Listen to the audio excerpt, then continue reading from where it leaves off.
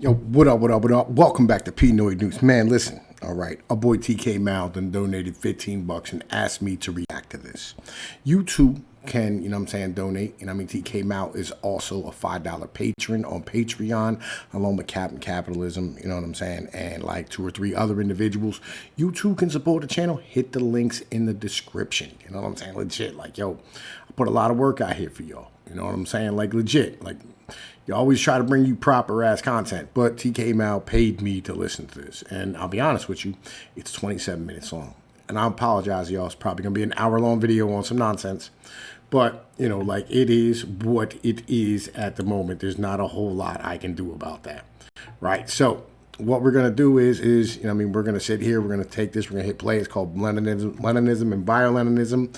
It's from a channel called Charlemagne, which, I've heard this before, believe it or not, like, I do a lot of studying, going down the road, and I've always been, a fan of, like, Charlemagne and the stuff he does. He is actually my introduction to Moldbug, actually, TFM covered a Charlemagne piece on Moldbug, neo-reactionist thinkers, things of this nature, but let's get down to this, let's get started, this is going to be a long one, it is what it is, let's rock. Lenninism and Biolenninism, posted on January 21st, 2018 by Spandrel. So we left with the early evolution of Western liberal parliamentary system. In economics, there's this great concept called the invisible hand. In a free environment, if there is money to be made, someone will find a way to make it. Works the same in politics. In a free political environment, if there is power to be grabbed, someone will find a way to grab it. Economics and politics are really quite similar. There's this aspect of economic theory called the theory of the firm. Why do corporations exist? Why can't we all be self-employed? That's kinda how it worked during the medieval guild days. Why are we all slaves of huge corporations now? There's many ideas thrown around, but the standard theory is that firms are built because of transaction costs. Basically, in a free market, individual economic actors don't quite trust each other, for good reason. Too many people around can't really know who's good and who isn't. A hierarchical firm fixes social relations and sets up a structure of trust and responsibility that makes economic action more predictable and safe. The standard liberal theory of politics had it so that all political actors were self-employed. I mean, that's kind of a good point when you start really thinking about it. But, like,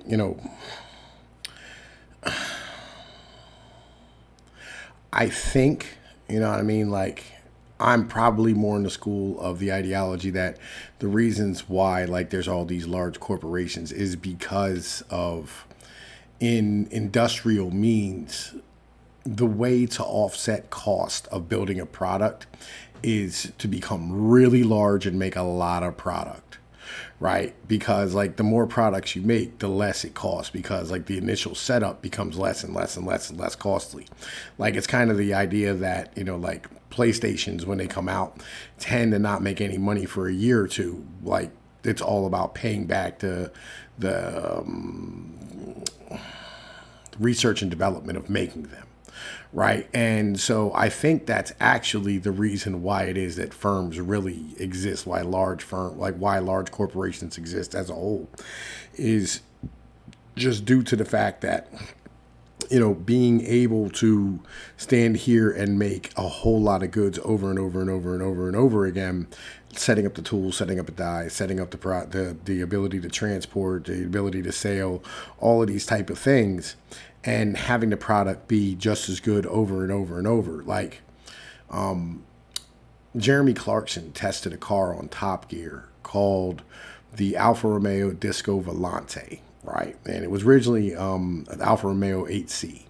And this 8C is his spider car. Like, it's really sexy. It's a gorgeous, gorgeous, gorgeous car, right? And one of the things he said about it, like, what they did was they took this 8C and this coach builder, which used to take, like, the body of, like, a Model T or, like, a Model A or, like, whatever it was, a Rolls Royce, it don't matter. And they could customize it for you to make it into whatever shape you wanted so that, you could have, like, a unique car. And, like, that was the top end of building back in the day.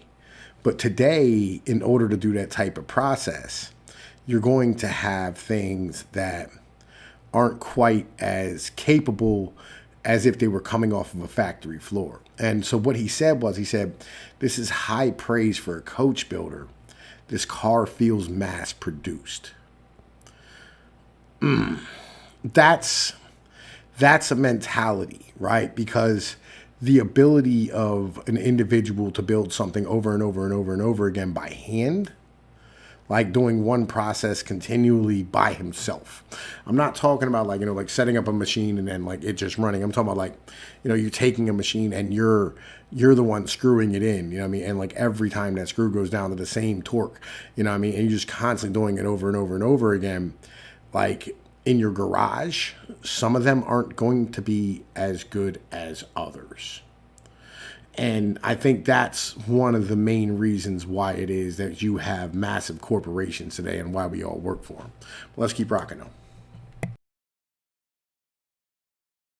Of course, like I'm sorry, my computer is lagging. But surprise, surprise, political firms, i.e. political parties, turned out to be way more effective at political action than isolated individuals.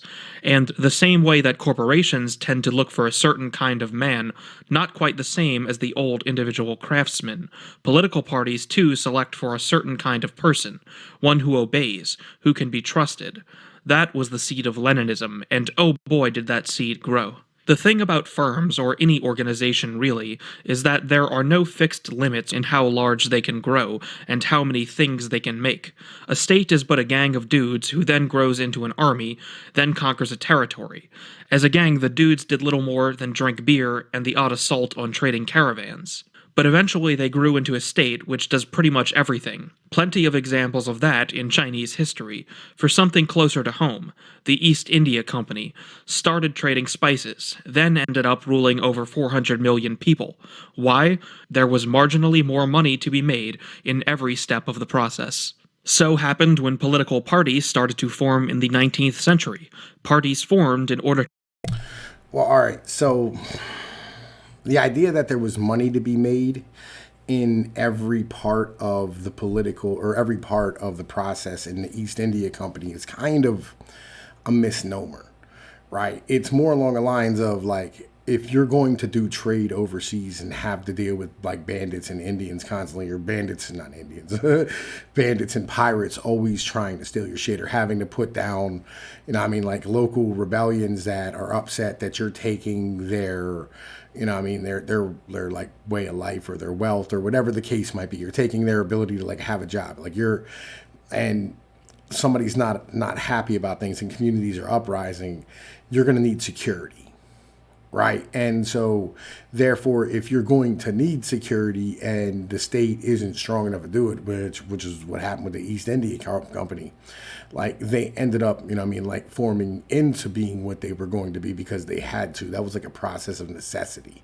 It wasn't so much like there was money to be made in every aspect of it. But like, all right, let's keep rocking though. To secure power in Parliament. But once you have a machine to grab power, why stop there? There's a lot of power out there outside of Parliament too, whatever the Constitution says. There's the executive and the judiciary too, for starters. There's the press, the power to shape opinion. There's education, the power to shape the minds of children, and their social relations as they grow. There are lots and lots of social groups around, and they all have power dynamics in them. Why don't eat them up too? If there is power to be grabbed, someone will grab it. And the liberal revolutions were all about putting power out there in the open, up to grabs. Well, surprise, surprise, people started moving to grab it. And as in the magical invisible hand, which builds up an efficient economy if you only let it do its job, the invisible hand of politics also did its job. Economic firms are built around the pursuit of profit, and they grew through the joint stock corporation. Political parties are built around the recruitment of low-status or compromised, i.e. potentially low-status people, and the promise of delivering high status to followers and voters after power is grabbed. We all know how efficient and sophisticated profit-pursuing mechanisms have evolved. Liberal politics were also this primordial soup where power-grabbing mechanisms were to evolve. And it didn't take too long for a strong, stable, and hugely contagious mechanism to evolve: socialism. It was always around, but Marx published the Communist Manifesto in 1848, just the year that the liberal revolutions were killing off all the monarchies across Europe. Socialism refined liberal politics, the same way that double-entry bookkeeping refined business accounting. Okay.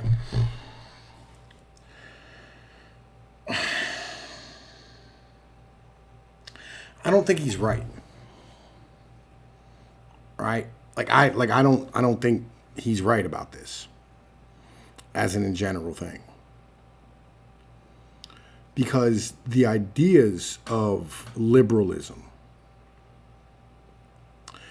as an in general thing, because liberalism is the religion of the rich, wealthy, and merchant class. That's what liberalism is. And politics is downstream from culture. And culture is downstream from economics. So I got to bring up Ted Kaczynski here because this is my belief and my understanding of how this works. And I'll be honest with you, right? This idea of racism and anti-racism and the idea of anti masculinism, anti-aggression, anti-homophobia, all these type of things are built off of a process of what is needed in corporations. And so, therefore, the mentality that this is just a power grab, I think is wrong.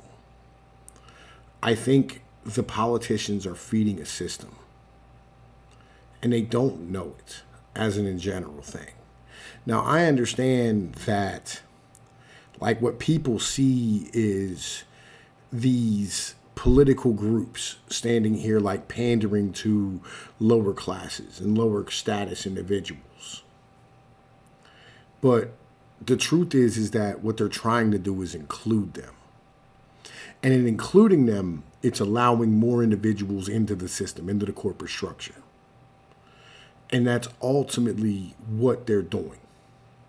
So this mentality of sitting here actually having it be some type of process where what they're doing is they're using the lower class to garner votes. That's a truth, but it's not. On the same point, right? Countries need immigrants, in particular right now. Need them very, very badly, right? The reason is because the birth rates are low. Metropolitan, cosmopolitan areas need new citizens to come in because birth rates in cities are always low. Always. Always, always, always, always, always. There's always been a thing. It's why, cities have never maintained a constant culture, right? There's no city on earth where the culture didn't evolve unless it actively tried to push down culture in London, for instance. New York culture has been remade, right? Many times. Just think of New York culture back in the 1820s, in the 1920s, 1960s, 1990s, today. Totally different places. Right? Depending on where you are. Madison Avenue's Madison Avenue. Right? But that's a wide stronghold. But even then, you think in the 1820s there was a lot of Lebanese hot dog dealers? Right? You think there was a lot of, Israeli immigrants selling stereos? Right? These things have changed. The culture, the vibe, who the people were, changed over time. I think there was a lot of black people walking around down in Manhattan. No. Was not a thing. This is something that individuals have to understand. And so this mentality of not understanding the mechanisms and the structures, the causes, the roots of all this shit, it's harmful in the end of the day. But let's keep rocking though. You know what I mean? The base of electoral politics was to promise high status to low status people. Marx, starting this tradition where semi-assimilated Jews don't get the latent hypocrisy of the host society, didn't quite get the joke of liberal egalitarianism, and just took it to its logical conclusion. You're not supposed to do that, kids. You're supposed to get the joke. But he didn't. Liberty and equality? Okay, let's abolish private property then. Hey, wait a little there. Are you serious? Abolish private property? He couldn't have been serious. I mean, come on. Private property. It's not only the basis of civilization. Even pre-farming tribes have private property. Even monkeys like to own stuff. How insane have you to be to say that private property has to be abolished? Who the hell is going to join that movement? Well, a lot of people. You see, capitalism was a big deal. It changed how the whole society worked. In more concrete terms, it changed what kind of person was high status and who wasn't. Under capitalism, the merchants ruled, and that made a lot of people unhappy. Christine. I mean, that's a mental, right? That, like a lot of people don't understand. Right, under capitalism, the merchants rule, and this is what I tell you all the time, and this is what I say constantly. This is liberalism is. I just said earlier, liberalism is literally the religion of the merchant class. Right, this is a mental that individuals don't understand. And Marx, Hitler, Stalin, Lenin, Mussolini.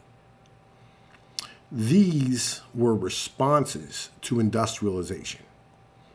Important to understand, right? Every country had a response to industrialization, right?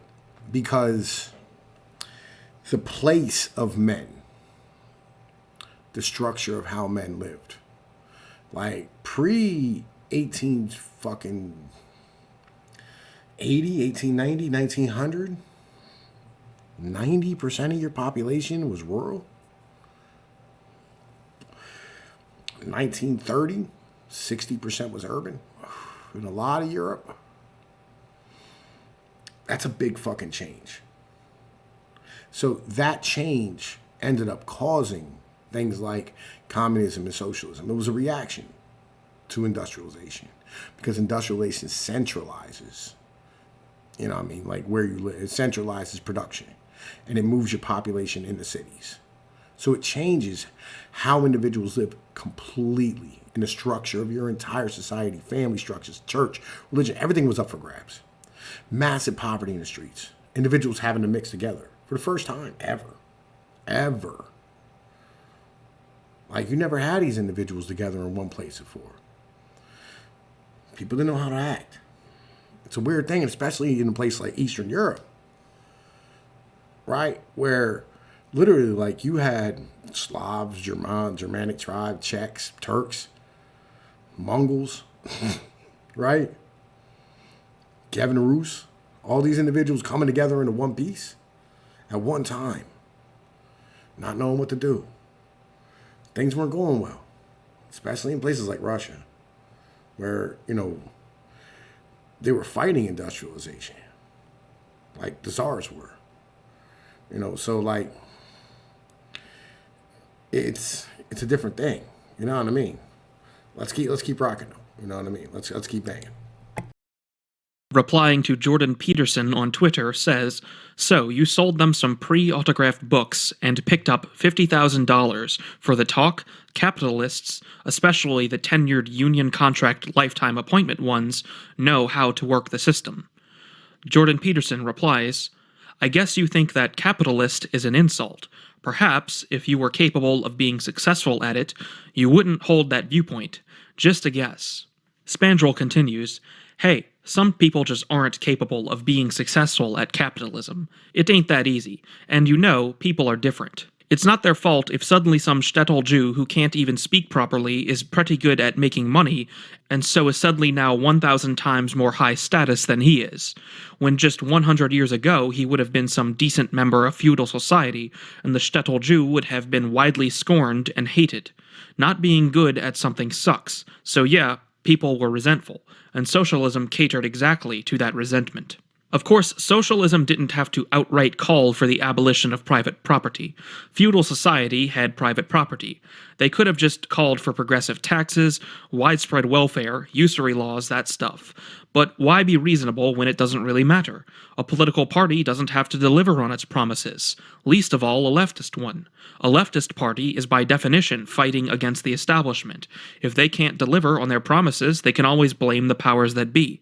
And people will believe them because, well, the powers that be have power, or used to. And inertia is a real thing. People's memories can be inaccurate, especially if they have a good incentive to not update.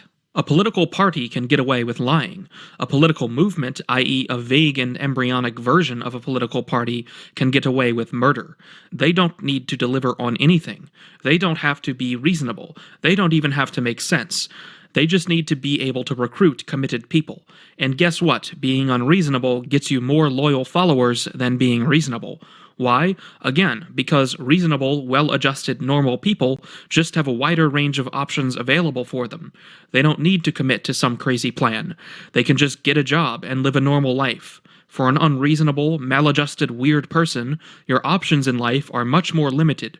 Joining a crazy political party which proposes the abolition of the very thing that makes society possible is, very likely, the best shot they'll ever get at achieving high status in their lives. So yeah, why not? Communism. Again. Alright, so here's the mentality. And this is important to understand. During Thomas Jefferson's time, right, it was 40% of the population owned land, right? And today, during our time, 46% of the population owns land. I don't think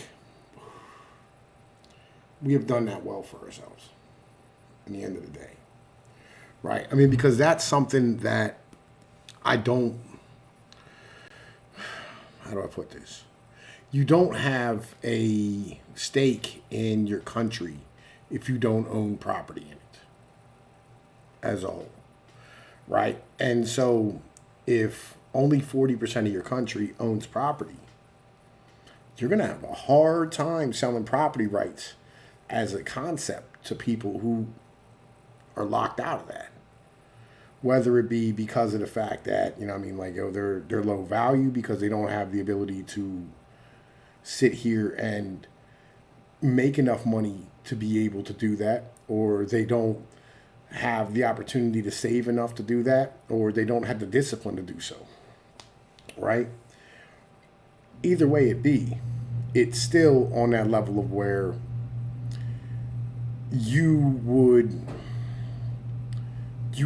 you're selling them a dream in the end of the day. That's why they call it the American dream, right?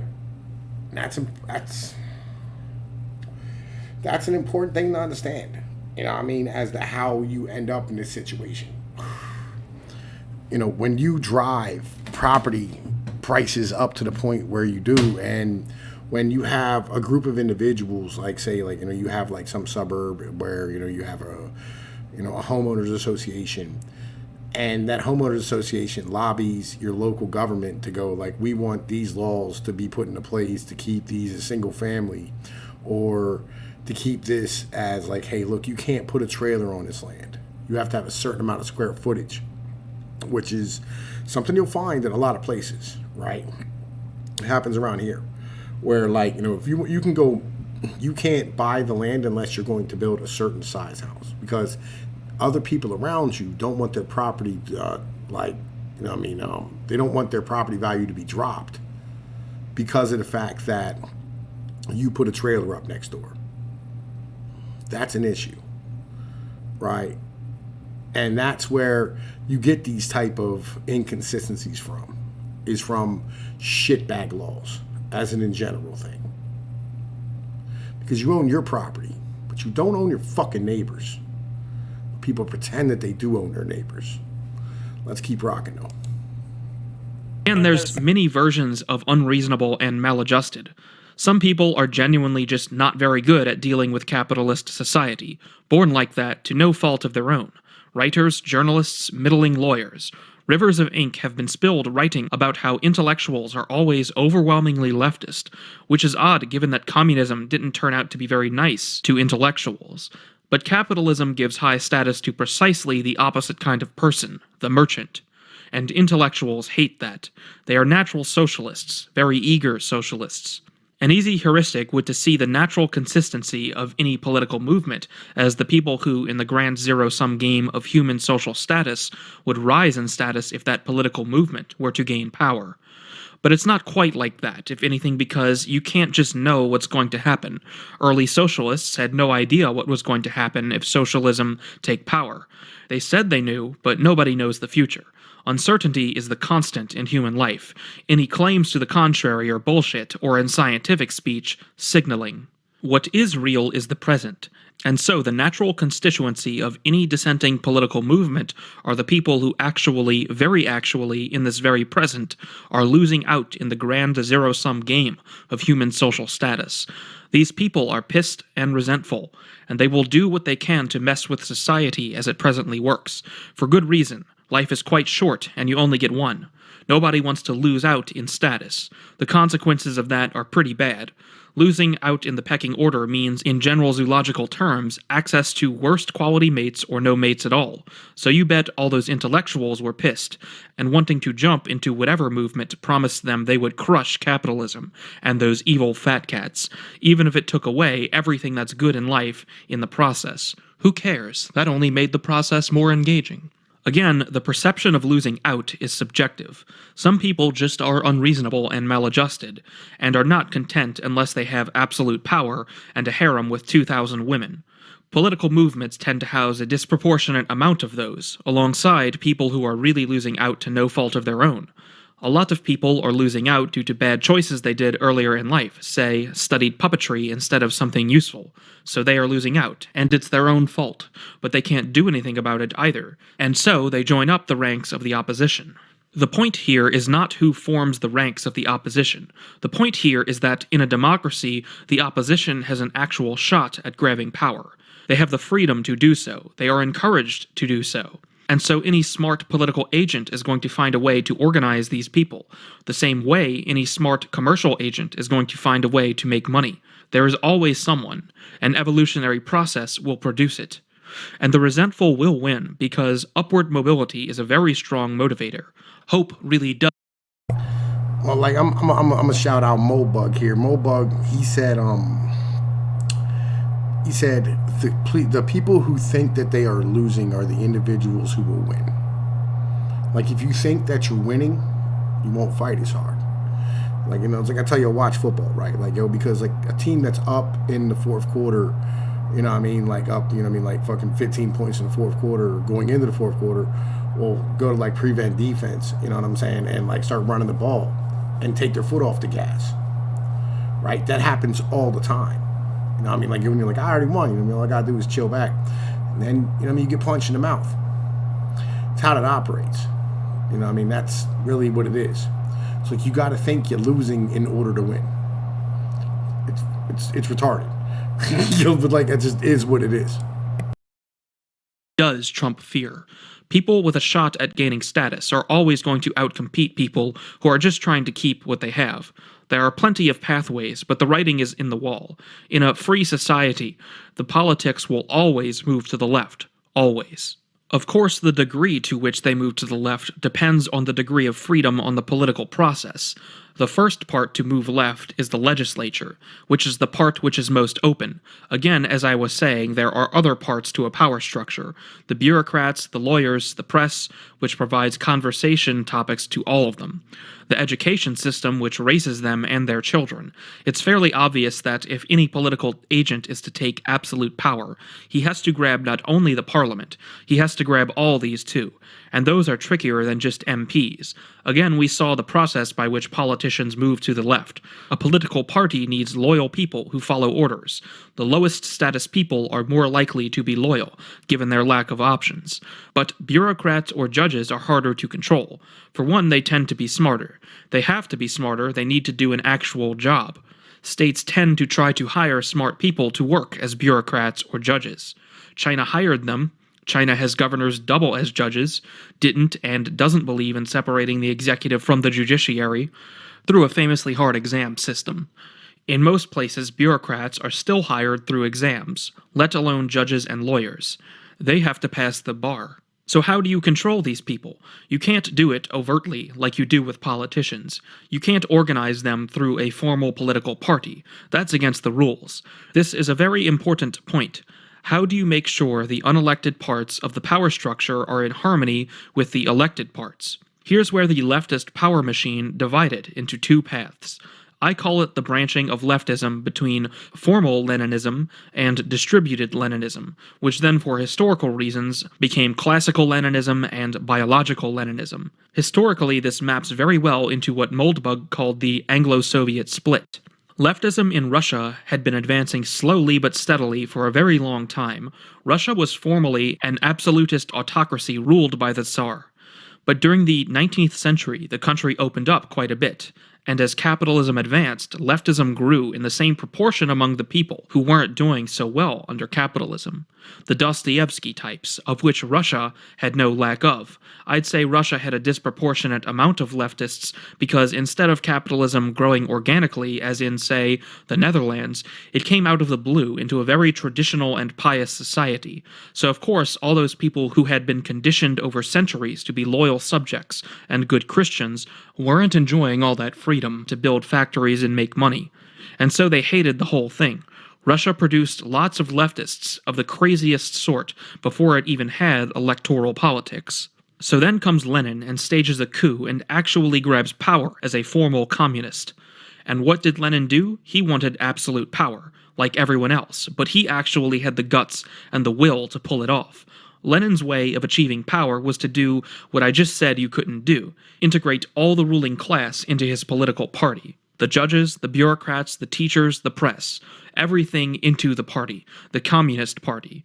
Political parties, remember, appeared as a way of ensuring discipline and organization in electoral politics.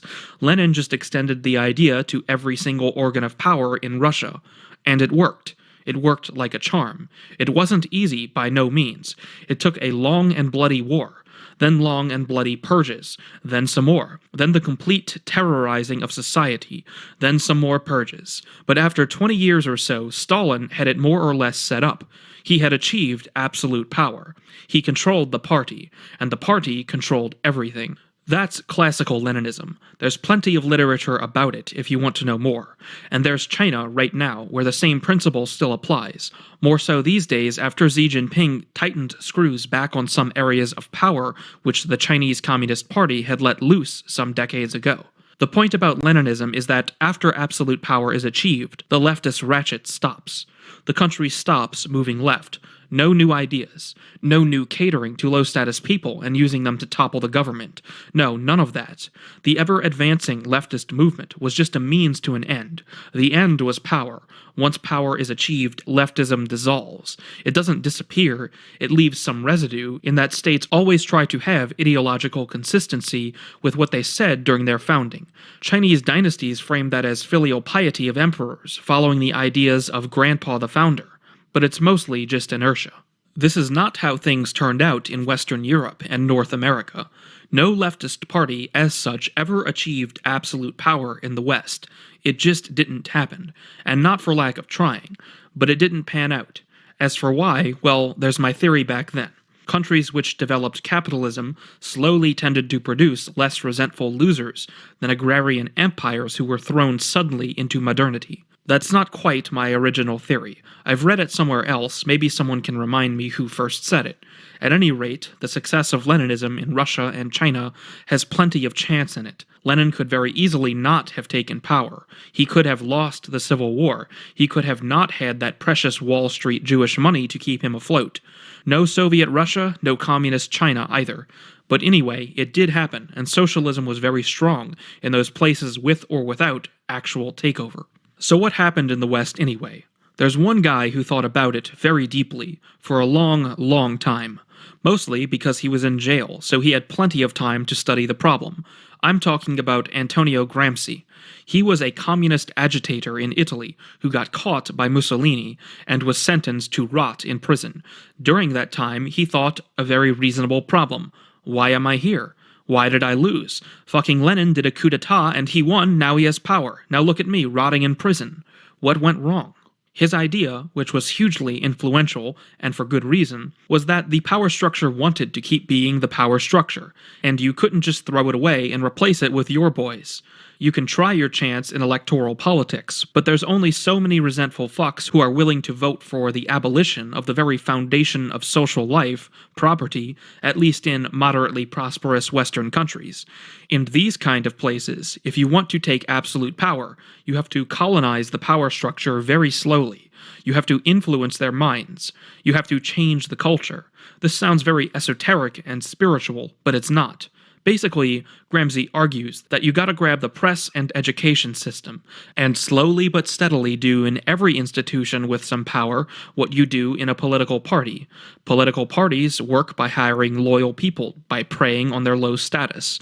Well, find a way into HR of every school, every newspaper, every government department, every judicial board. And to the very same thing. Run a distributed covert Leninist party until you run everything. Sounds easy, huh? No, it sounds complicated like hell, and it was, but not so much. After all, there's fairly obvious economies of scale to influence peddling. A guy knows a guy who knows a guy.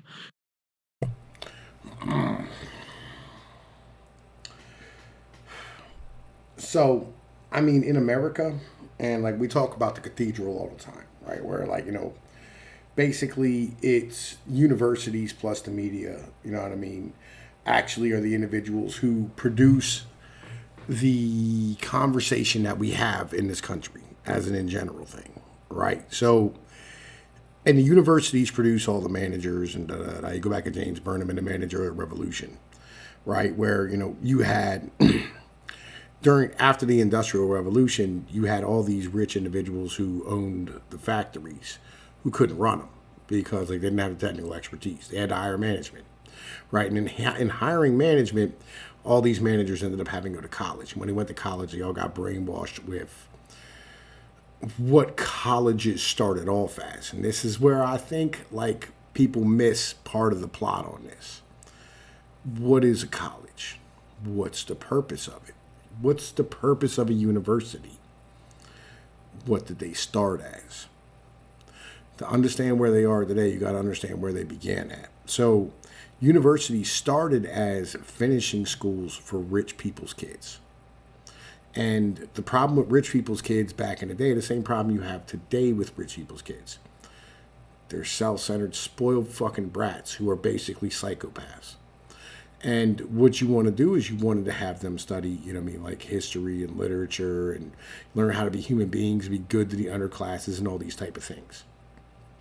This is where I get lost on a lot of these individuals who don't understand where leftism comes from. Because, like, I know exactly where the fuck it comes from. Like, it's very, very simple to understand. Like, all the schools in Europe, like places where, like, Marx and Lenin went, right? You know what I mean? Like, all these places were literally set up for rich people's children. They weren't set up for the average worker. Like what we think of as a university today, right? Which gives you like engineering or lawyer skills or doctors or whatever it is, right? They weren't that back in the day. Like they just in general weren't, right? They were there to take 15, 16-year-old kids, right, especially males, and turn them into aristocrats who were educated and proper and prim enough to be acceptable as leaders. Important shit to understand, because this is where the idea of liberal arts comes from, right? It's where the humanities comes from. What is a humanity? It's teaching you humanity because they didn't have that, because they're rich people's kids. That's the purpose. Now you have 30% of the population going through humanities courses. During the industrialization, many more people went through the humanities courses, right? Because they were going to university to learn these type of skills. Because they all wanted to make money, right? They weren't just being taught regular shit like math or science. They were being taught the whole curriculum like they are today. This system has not changed. This mental's hard to get. As an in general thing, it's hard to explain to people. I think I'm doing an okay job. Y'all let me know. You know what I mean? Like, yo, we're gonna probably live premiere this bitch. You know what I mean? Like, yo, so y'all can watch with me or whatever it is. You know what I mean? All right, let's keep rocking though. The great discovery of the 20th century wasn't atomic power, it was the power of cliques. A few people in positions of power sticking with each other is the most powerful force in the universe. They can make lies become truth. They can make toilets be sold as art. They can make women be combat soldiers. They can do anything. It was quite easy for socialists to get their hand in the media. After all, journalists are all natural socialists, smart-ish guys good at writing with no talent for making money. And the same goes for teachers. Teaching doesn't pay very well, and it's exhausting. Why would anyone want to be a teacher? Well, for the greater glory of socialism, that is. I love how, like, nobody, like, these, it's weird. It legitimately is really weird how, like, these, how do I put this, man? These neo-reactionary types, no concept of the red pill whatsoever, like, when it comes down to females. Like, you're not going to address the fact that the majority of teachers are women. You're not going to have that conversation, or you're not going to talk about that at all. Like, yo, I feel like that's something that you should address.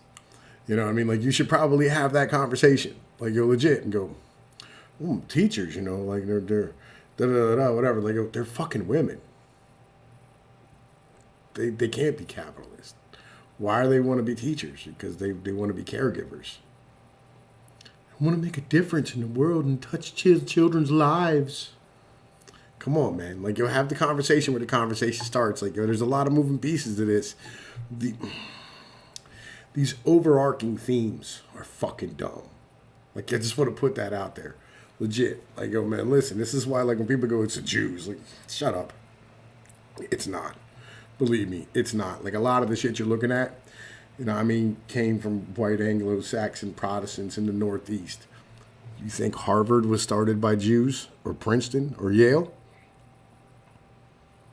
White aristocrats from the fucking 16th, 17th, and 18th century. It's where these places come from. Think of New York Times? Let's keep going. Let's keep going. So once socialists colonized the education system, the Gramscian distributed Leninist party got most of the job done. After all, the schools are exactly where all the different power centers intersect. Montesquieu must have thought himself very smart saying that legislators, bureaucrats, and judges should be independent and in constant conflict. Well, yeah, but where do they send their kids to school? To the very same places. And pray tell, cher Marquis, how do you plan on having those judges and bureaucrats and legislators and teachers and journalists and bankers and industrialists, who have all grown up together, shared a secluded life as a unified ruling class, how the hell are you going to make them check and balance each other? That can't work. And it isn't working. They marry each other and send their kids to the same schools. Yeah, they'll do some show and play politics theater, or kabuki as the American like to say for some reason, as if only kabuki was fake and other theaters were real, but in the end they are an endogamic ruling class and they know it. Gramsci's program was also called The Long March into the Institutions, a slow but steady cultural revolution. It was complete in most Western countries by the 1960s, and then we know what happened. I guess Gramsci's original plan was to then grab power in a classical Leninist way, a dictatorship of the proletariat of a sort. But that ship had sailed in Western Europe. The workers were rich. They could afford cars and houses and vacations to Florida or Spain. You couldn't motivate them with calls for hanging the capitalists and redistributing their property among the masses. So the party was up and running. By the 1960s, socialist cliques, more or less loosely associated with formal socialist parties, were running most schools and most newspapers, and most government agencies, and most courthouses, and most parliaments. But you had to keep them together, keep them loyal and obedient. The classical way was to get the losers of capitalism, i.e. workers, and bureaucrat-inclined people, and promise them high status come the revolution. That had worked pretty well from 1848 to 1948. Hell, they conquered half the world, and were really close to capturing power in much of the West, too. But by 1960 in the West, they needed a new ideology to get people motivated and loyal. So again, what they did was stick to the structure, promise high status to low status people, but change the content, adapt to the times. Western 1960 society was very much not 1860 society. It was much richer, much more equal, and much more pleasant. People worked 8 hours a day, they had cars and TVs, girls put out pretty easily, and there was always a party to go to. Absolutely no point in running a communist revolution. Well, there was the 1968 revolution, with the anti-Vietnam stuff and all that, but that was just a big-ass outdoor party, not a real revolution. It just sounded cool to call it that. The teens from 1968 are now all in positions of power, and they haven't abolished private property. But again, the leftist ratchet isn't a particular set of people. It's a memeplex with a life of its own, a virus evolved to concentrate power, adopting ideas that help in the project, and discarding those that not. Economic socialism, organizing the poor, wasn't working out in the West anymore, but the principle is sound. They just needed to find whoever was low status then, and there is always someone status is zero-sum. There is always someone on top, someone on the bottom, even in egalitarian societies. Socialism had really pressured Western society into becoming a quite egalitarian and pleasant society by 1960. But even in the best of worlds, there's always low-status people. Even if you re-engineer society so that there's complete equality of opportunity, even if you run a revolution and you dissolve every existing... Again, we have to get back to Ted Kaczynski. Legit. You have to get back to Ted Kaczynski when it comes down to it. He breaks this down really, really well. It's really simple, right? The low status people aren't promised shit by, fucking politicians because, they're low status and because, they'll offer votes. That's not what it is, right? It's the fact that, the system wants them in the system. The reason why they wanted to integrate blacks into the motherfucking general society by 1968 is because labor was chewing up too much of a portion of the goddamn economic revenue. Basic. Really simple. This is not complicated shit. Labor's portion of revenue was too fucking high. Labor had to whip hand. They had to open borders. They had to fucking bring blacks in. They had to bring women into the workforce. Had to. There was no choice. Because you saw what happened in the 1970s.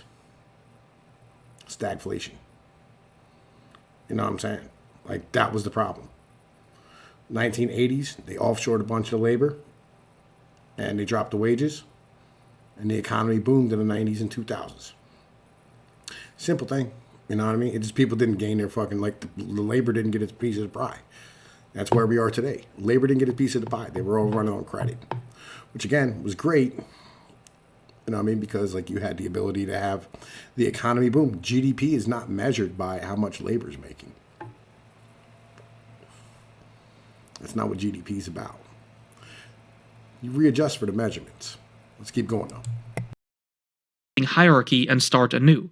There will always be low-status people, because there's always biology. Some people are tall, some people are short. Some look good, some are pretty ugly. Some are thin and some are fat. Some are pleasant, some are annoying. Some are cool and some are awkward. Some are smart, and some are dumb. Some make good choices, some make bad choices. Some are law-abiding, and some are criminally inclined. The latter of each pair is going to be low status anywhere on Earth, even in Soviet communism under Commander Trotsky. Some people just suck. That's the way genes work. And so thankfully, for leftism, even after achieving affluence, even after the working class disappeared as a thing, there was still plenty of material to work with to advance the cause of complete control. And so leftist groups started agitating status for people of African descent, for Jews, for single women, for drug junkies, for sluts, for fat people. I thought you said the Jews were the ones who were giving out the money. Just saying. You know what I'm saying? Like, yo, can't be a hypocrite, son. You know what I mean? You can't be, like, recanting shit you said in like, your own essay. Like, it's not how it works. People, for homos, for lesbians, for aggressive Muslims, for the disabled, for the retarded, for the mentally insane, for the trannies, all people who were low status in Western society, and who would be low status in any society, because they suck. They just aren't very productive, for no fault of their own. Some people are born tall, some short. Some smart, some dumb. Again, it's about bringing them into the economy. It's that simple. Like, the more people you have in the economy, more accepting your economy is, the better off it is financially. It's that simple. Right? The more people you can give loans to, the more motherfucking money you make. Money's all green, baby. You know what I mean? Like, that's what that shit's really about. Again, Ted Kaczynski. You know what I mean? Like, yo, you can go back. I got a video. You know what I mean? Like, yo, the systems need this trick. Check it out. Some empathetic, some psychopathic. Some content with their lot, some greedy with power lust. That's how it is. And so the long march through the institutions that Gramsci first envisioned as a way of having the Italian Communist Party do what Lenin had done ended up producing a different kind of Leninist system, one distributed and informal instead of Lenin's unified and formal, and one which morphed into promotion of the dregs of society, quadregs of society, instead of promotion of Marx's idea of the wrongly oppressed proletariat. Marx was not a good man, but at least he tried to dress his ideas in a way that made sense. Das Kapital took some real work to write, but that was just some contingent accident of his time. Leftism doesn't need to make sense, it just needs to get the job done. Or at least marginally, because the very fact that we have biological Leninism as the organizing principle of all centers of power in the West, and that it keeps getting worse all the time, is because it's not quite getting the job done. The job is concentration of power. It's achieving absolute control. What Lenin did. But once Lenin did that, or more precisely Stalin did that, the ideological content of the left stabilized. Cthulhu stopped swimming left. But here in the Atlantic, Cthulhu has been swimming for centuries, getting crazier every day, because there's no one to stop him. We have a cathedral, yes, an informal distributed Leninist party, ensuring very efficiently that only their people get in positions of power and influence. But there is no Stalin, no Xi Jinping, not even a lousy Putin even. As for why is a good question. The unwritten constitution of English politics is just very robust. English liberty. Only Oliver Cromwell ever tamed that beast, and not for very long, and that was quite a while ago. The West is the U.S. vassal empire, and the U.S. just doesn't do absolutism very well. But it'll get there, it's getting close. The returns are just too great. If there's a way to grab power, somebody will grab it. All he, or more likely she at this rate, has to do is say, "Give me power, or else all of you, all those evil fat women with a make-work office job, all those foreigners living off the public purse, all those just plain unpleasant people with unhealthy lifestyles, all of you give me power, or if you don't, we'll go back to 1959. It'll be okay to be white, and all of you will have to make your bed, clean up your room, and do actual work. You'll be on your own. How long will it take? Can't be that much longer."